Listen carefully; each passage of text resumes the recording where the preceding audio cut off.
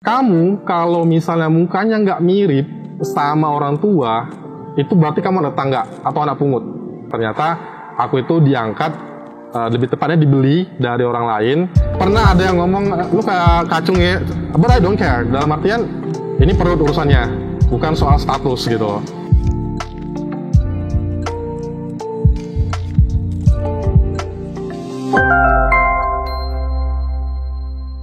Hai semuanya. Perkenalkan, namaku Adik, usiaku 30 tahun, aku biasa dipanggil Adi. Aku berasal dari kota Medan, dan di Jakarta sendiri, aku itu baru 4 tahun teman-teman. Di video ini, aku ingin berbagi pengalaman hidupku, karena ya menurut aku pribadi, kisahnya cukup unik, dan bisa menginspirasi teman-teman sekalian. Singkat ceritanya, berawal dari mungkin ketika aku masih anak-anak ya. Jadi, aku itu anak angkat di keluargaku, dan bisa dibilang kehidupan seorang anak angkat itu mungkin teman-teman pasti ngiranya wah pasti orang tuanya broken atau misalnya keluarga berantakan dan sebagainya, dan itu benar banget teman-teman. Tapi Tuhan itu nggak pernah tidur, karena pasti selalu memberikan yang namanya sesuatu kepada hambanya seperti itu ya, termasuk saya.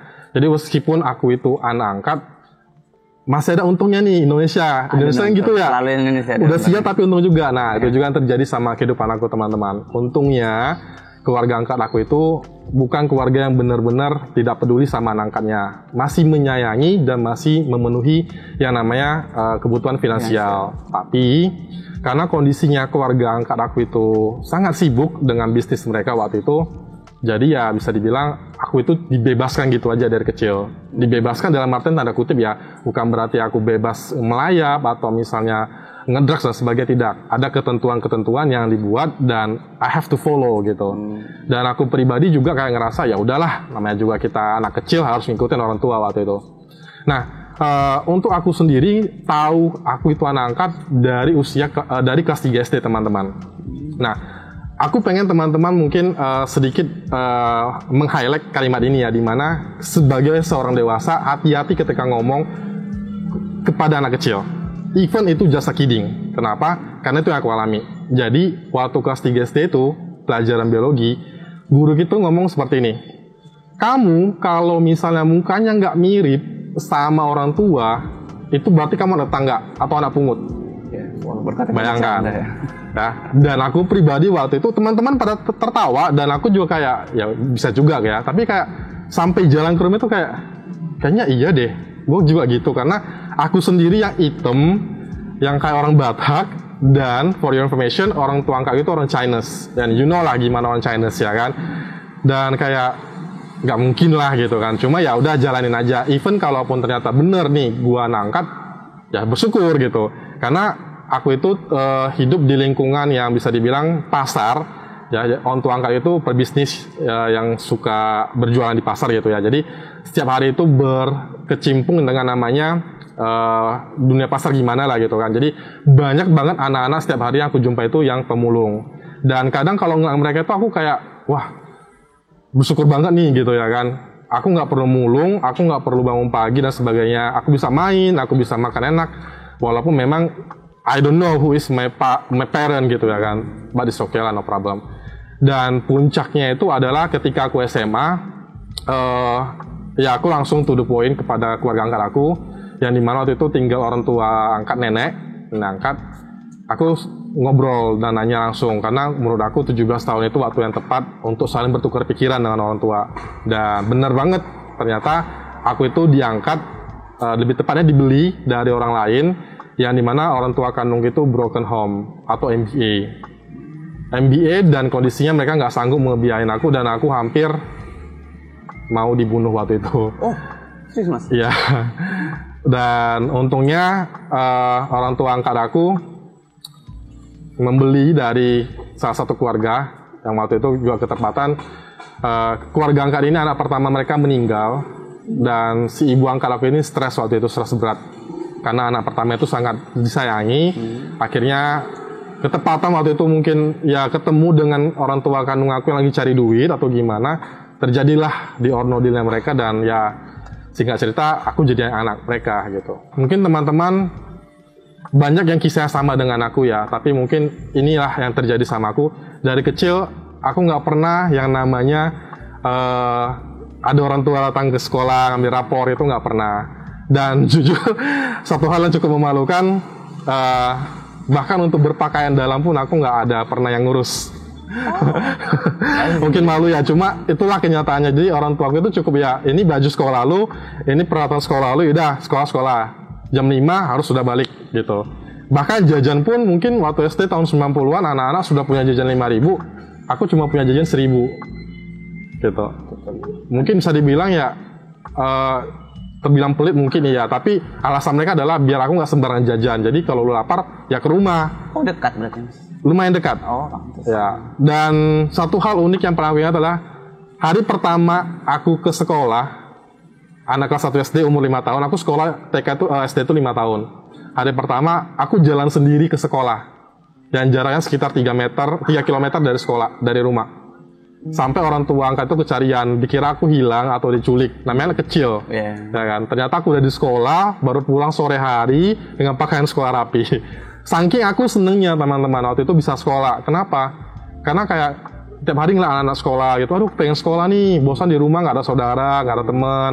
Mama angkat juga, mohon maaf nih, agak sedikit terganggu jiwa waktu itu. Jadi kayak gimana gitu kan. Jadi, aduh pengen sekolah nih, pengen ketemu teman-teman gitu. Itulah mungkin prestasi pertama dalam hidup aku. 5 tahun udah jalan ke sekolah gitu. Dan sampai aku SMP kelas 2, ya kayak itu bilang tadi, aku nggak tahu namanya berpakaian dalam dan sebagainya.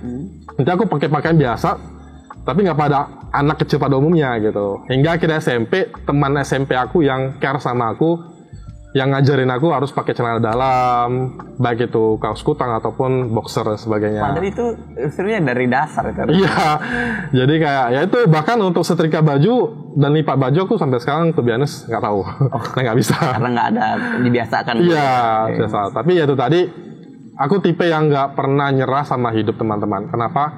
Karena ketika aku tahu aku anak angkat, aku selalu berpikir gini, mungkin kalau aku nggak diangkat sama mereka, dan waktunya terlak 1 menit, mungkin aku udah di alam lain. Iya. Atau even pun kalau orang tua kandung aku membiarkan aku dipelihara, mungkin aku udah luntang-lantung di jalan gitu. Dari situ, aku selalu menerapkan dari diriku, jangan pernah ngeluh.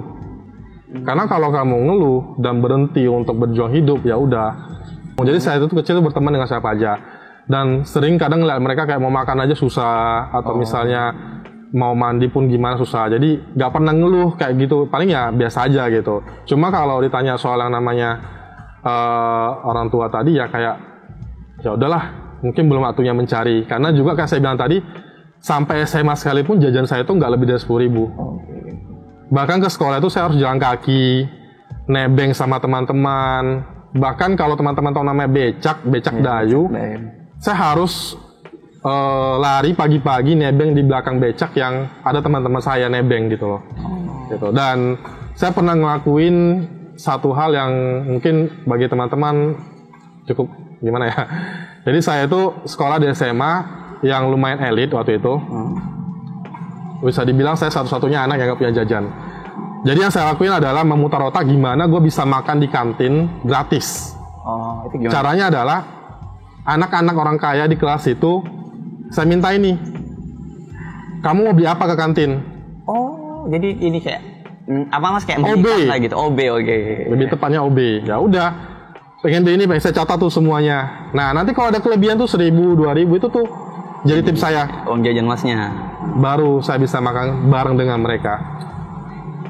Pernah ada yang ngomong, lu kayak kacung ya, but I don't care. Dalam artian ini perut urusannya, bukan soal status gitu loh.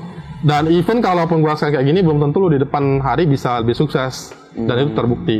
Bener lu bijak maksudnya ya. Bukan berarti dalam artian aku jadi orang kayak sekarang, tapi artian aku sekarang ketika ini direkam, aku seorang tim leader dan yang ngomong gitu masih pengangguran sampai sekarang. That's karma namanya. Karma, ya. Dan itu yang terjadi sama aku. Jadi bisa dibilang untuk usaha mencari orang tua, aku baru mulai itu ketika 2015. Kenapa? Karena ketika udah tamat SMA, aku udah nyoba meyakinkan orang tua angkat, aku harus kuliah nih. Kenapa? Karena aku nggak mau kalah nih dengan teman-teman yang lain. Cuma kayak kondisinya nenek waktu itu udah sakit-sakitan, dan bisa dibilang dari 2019 aku tamat SMA, baru 2014 kuliah itu 2009, 2014 baru kuliah, baru bisa tuh kayak gimana sedih aja gitu. Teman-teman udah ngeposting, gue udah selesai S1 nih, udah beli rumah, udah nikah, aku baru mulai nih gitu loh. Tapi ada sisi lainnya, aku harus pertimbangkan adalah lu itu harus tahu diri karena udah diangkat. It's okay 5 tahun lu korbanin, pasti ada something yang lebih good gitu loh. Dan itu terjadi. Positive thinking aja. Positive thinking. Kenapa ya? Karena puji Tuhan setelah orang tua angkat nenek ini meninggal, setiap langkahku itu gak sesulit yang seharusnya. Ada aja gitu aku dipertemukan dengan orang-orang yang mau ngebantu. Ada aja ketemu dengan pihak-pihak yang selaras jalannya gitu. Jadi intinya kembali ke kita. Kalau kita udah dari pikir negatif, ya langkah kita pasti bakal berantakan. Tapi kalau kita berpikirnya positif, pasti hal baik itu akan datang kepada kita. Terbukti dengan ya, mungkin aku nggak bisa kuliah ke luar negeri, tapi selama aku berkarir dengan usaha sendiri, aku bisa kerja di salah satu e-commerce, aku bisa kerja di perbankan internasional, dan itu dari hasil jerih payah sendiri teman-teman. Jadi buat kamu-kamu yang kayak ngerasa, aduh, kayaknya gue nggak bisa nih, orang tua gue berantem terus, orang tua gue gini, orang tua gini. Aku juga pernah ngalamin posisi, tapi aku nggak memilih narkoba, aku nggak memilih yang namanya minum-minuman, karena aku pikir, what's that for gitu loh. Bahkan aku nggak ngerokok juga, bukan berarti aku cupu, enggak. Tapi dalam artian, mending gue beli duit itu untuk makan. Oh, dimanfaatkan yang lebih baik Mas. Mending gue beli duit itu beli something yang buat gue seneng, dalam artian nggak buat gue ketagihan gitu loh. Dan itu yang terjadi sampai sekarang gitu. Dan aku berharapnya ya melalui video ini, kalau misalnya orang tua angkat aku yang di sana, kalian masih hidup, orang tua kandung maksudnya? Orang tua kandung ya, masih hidup, aku cuma bisa ngasih doa sehat selalu. Kalaupun memang sudah nggak ada, ya semoga diterima di sisinya dengan baik.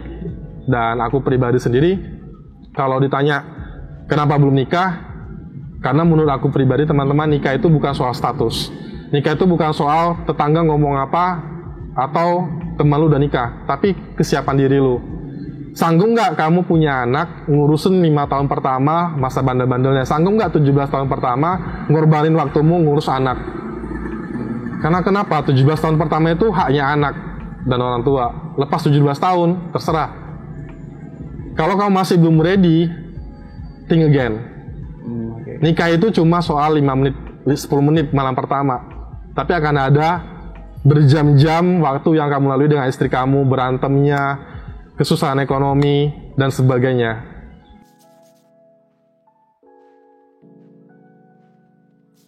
Kayak saya bilang tadi di awal teman-teman, ketika kita udah berpikir positif, di saat kita terjatuh, Tuhan itu pasti nggak akan tidur. Dia pasti ngasih something, ini loh, ada yang lebih baik gitu loh. Jadi ketika kamu gagal satu cerita, jangan langsung mikirin bunuh diri, jangan langsung mikirin ngakhiri hidup, no. Pasti ada cerita baru yang lebih better. Karena itu yang saya alami. Dan ternyata ya, saya di Jogja sambil kuliah, sambil kerja di perusahaan ini, saya belajar ilmu baru, ilmu yang saya dapat saya kembangkan, dan itu jadi modal ketika saya ke Jakarta ini, gitu. Akhir kata dari saya teman-teman, terima kasih banget sudah mendengarkan curahan hati saya dan pengalaman ibu saya.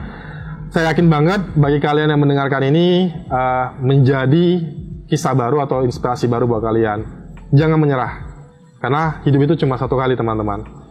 You give up now, you never know what will happen in the future. Thank you.